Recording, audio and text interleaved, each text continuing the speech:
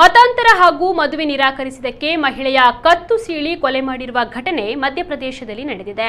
ಭಾಗ್ಯಶ್ರೀ ಕೊಲೆಯಾದ ಮಹಿಳೆ ಶೇಖ್ ರಯೀಸ್ ಕೊಲೆಗೈದ ಆರೋಪಿ. ಭಾಗ್ಯಶ್ರೀಗೆ ಇಸ್ಲಾಂಗೆ ಮತಾಂತರವಾಗುವಂತೆ ರಯೀಸ್ ಒತ್ತಡವನ್ನು ಹಾಕ್ತಾ ಇದ್ದ, ಜೊತೆಗೆ ಮದುವೆಯಾಗುವಂತೆ ಬಲವಂತ ಕೂಡ ಮಾಡ್ತಾ ಇದ್ದ.